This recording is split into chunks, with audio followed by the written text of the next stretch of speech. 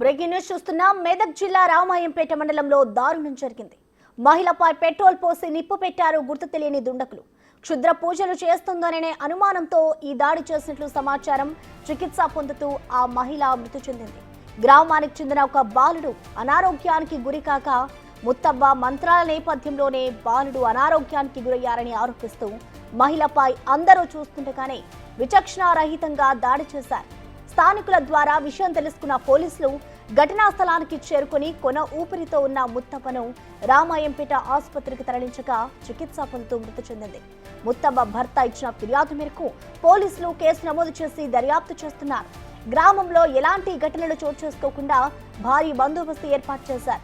DSP Venkatareddy, CI Venkataraja Goud ఆధ్వర్యంలో భారీ బందోబస్తును ఏర్పాటు చేశారు.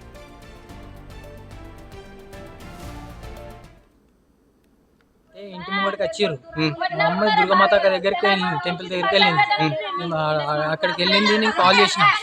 ఫోన్ చేస్తే అమ్మ రా ఇంటికాడ గొడవ అవుతుందని రమ్మనేసరికి ఆల్రెడీ ఆమె హెల్త్ చాలా మంచిగా ఉంది. ఆమె ఎప్పుడు లేని సడన్ గా 5 minutes లో నాకు హెల్త్ బాగాలేదని చెప్పేసి మాకు ఇట్లా వచ్చి కూకుంది. లేదు నువ్వు మంచిగా చేసి తోలి మా ఇంటికి అని అంటే ఈ నవ్వుకుంది. మొత్తం తిరువారు 100 మంది వాళ్ళు చూస్తూనే ఊరు. కానీ వీళ్ళు మొగోళ్ళు ఆ ఫ్యామిలీ పాలలు మొత్తం 6 వచ్చి మా అమ్మని కొట్టిరు. చిన్న మెదడు బయటకు వెళ్ళి నేను ఆగలేరు. నన్ను కొట్టిరు, ఇదంతా బ్లడ్. నన్ను కొడితే కథం అయితే కిరోసిన్ పోసేసిరు నా ముంగట్ని. కొందరు దొరకబట్టిరు, కొందరు కిరోసిన్ పోసి పిల్లకి ఇస్తారు సార్ నా ముంగట్ని. వెళ్ళి అని నేను మస్తు గుద్దుకున్నా సార్, ఎవరు రాలేదు. ఇక ఘటనపై కంప్లీట్ డీటెయిల్స్ ని మా ప్రతినిధి దుర్గారెడ్డి అందిస్తారు. దుర్గారెడ్డి చెప్పండి, అసలు ఈ ఘటన ఎప్పుడు చోటు చేసుకుంది, ప్రస్తుతం దీనిపై పోలీసుల దర్యాప్తు ఏ విధంగా ఉంది, అలాగే ఇటు ముత్తవ్వ కుటుంబ సభ్యులు ఏం చెప్తున్నారు? దుర్గారెడ్డి. ప్రసన్న ఇక మెదక్ జిల్లా రామంపేట మండలం కాట్యాల గ్రామంలో విషాదం జరిగిందని చెప్పవచ్చు. మంత్రాల నేపంతో ఒక ముత్తవ్వ అనే 50 సంవత్సరాల మహిళలు మాత్రం అతి దారుణంగా దాడి చేసి ఆపై పెట్రోల్ పోసి అంటుపెట్టిన కుటుంబ సభ్యులు చెప్పడం జరిగింది. దీంతో పాటు ఎప్పుడైతే పోలీసులకు ఫోన్ చేయగానే వచ్చేంతా కూడా ఆసుపత్రికి తరలిస్తే మార్గ మధ్యంలోనే ఈ ముత్తవ్వ చనిపోవడం జరిగింది. దీంతో పాటు ఆ గ్రామంలో కూడా ఏమైనా ఇబ్బందికరంగా అంటే అక్కడ గ్రామంలో కూడా వరదపోరు జరిగే అవకాశమే, ఒకరిపై ఒకరు దాడి చేసుకునే అవకాశాలు ఉంటాయి కనుక వాటిని కూడా అధిగమించడానికి మాత్రము అర్ధరాత్రి మాత్రము డిఎస్పీ ఆధ్వర్యంలో మాత్రం పోలీసులు మాత్రం ఆ గ్రామానికి చేరుకోవడం జరిగింది.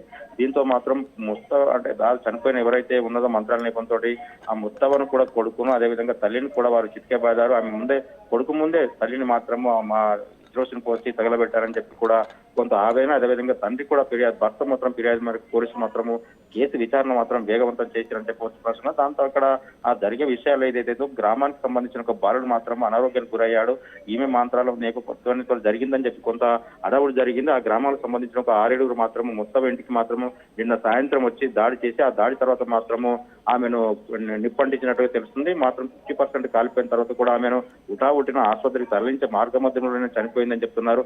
పోలీసులు మాత్రం గ్రామానికి చేరుకొని మాత్రం విచారణ వేగవంతం చేశారు. ఎలాంటి అవాంఛనీయ సంఘటనలు జరగకుండా మాత్రం కట్టుదిట్టంగా ఏర్పాటు చేసినట్లు డిఎస్పీ ఆధ్వర్యంలో మనకు కొంత సమాచారం అందుతుంది ప్రసన్న. దీంతో పాటు మొన్న ప్రగతి ధర్మారం ఇదే మండలంకు సంబంధించిన ప్రగతి ధర్మంలో కూడా ఇలాంటి సంఘటన జరిగింది. ఆమె మాత్రం ఆసుపత్రికి తీసుకెళ్లిన తర్వాత ఆమె కొంత కోరుకుంటున్న విషయమే తెలుస్తుంది. 2 గ్రామాల మధ్య అంటే దాదాపు వారం రోజుల్లో ఇలాంటి సంఘటనలు జరగడము, గ్రామీణ ప్రాంతాల్లో కూడా మంత్రాలు నేపథ్యంలో వస్తున్న వాదనలు వినిపిస్తున్న సమయంలో కూడా ఇలాంటి ఇవ్వని చెప్పి పోలీసు శాఖ హెచ్చరికలు జారీ చేసినా కానీ ఇలాంటి సంఘటనలు జరగడం కొంత గ్రామాల్లో చర్చానీయాంశమైందని చెప్పవచ్చు ప్రసన్న. అయితే దుర్గారెడ్డి, ఈ ఘటనకు సంబంధించి ఇటు పోలీసులు ఎవరి మీద కేసులు నమోదు చేశారా? ఇప్పటి వరకు అయితే ఈ ముత్తవ్వకు సంబంధించిన భర్త అదేవిధంగా కొడుకు ఇచ్చిన ఎవరైతే వాళ్ళ పేర్లు ఇచ్చారో వాళ్ళతో పాటు ఇంకెవరైనా పాల్గొన్నారా, అసలు ఇక్కడ కిరోసిన్ ఇక్కడికే తీసుకొచ్చారు, దాడికి ప్లానింగ్ చేశారు, దీంట్లో ఎవరైనా ప్రమేయం ఉందా అనే విచారణ మాత్రం వేగవంతం చేసి ఇప్పటి వరకు అయితే కేసు నమోదు చేసి విచారణ చేస్తున్నారు.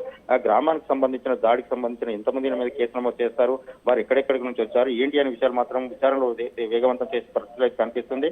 ఇక్కడ ఆసుపత్రికి తీసుకొచ్చిన తర్వాత మొత్తం అంత్యక్రియలు అయిపోయినాక మాత్రం కేసు నమోదు చేసిన 6 లేకుంటే మిగతా ఎంతమంది ఉన్నారనే విషయాలు మాత్రం వెల్లడించే అవకాశం. ఇప్పుడైతే ఎఫ్ఐఆర్ మాత్రం పురస్కరించుకొని ఏదైతే బాధితురాలు పక్షాన్ని ఇచ్చిన ఆ భర్త ఇచ్చిన ఫిర్యాదు మాత్రం తీసుకొని మాత్రం విచారణ చేస్తున్నారని చెప్పవచ్చు. గ్రామంలో మాత్రం 2 వర్గాలు విడిపోయి లేకుంటే గ్రామానికి సంబంధించిన లేకుంటే ఇప్పుడు ఎవరైతే చనిపోయిన బంధువులు కావచ్చు వాళ్ళంతా కూడా మిగతా వారిని దాడి చేసే అవకాశాలు ఉంటాయి కనుక అలాంటి సంఘటనలు చోటు చేసుకోకుండా మాత్రం గట్టి భద్రత ఏర్పాటు చేయాలని జిల్లా ఎస్పీ ఆదేశాల మేరకు మాత్రం పోలీసులు మాత్రం అక్కడ చేరుకొని శాంతియుతంగా మాత్రం విచారణ కొనసాగుతుందని చెప్పవచ్చు Prasanna. Right, thank you Durga Reddy.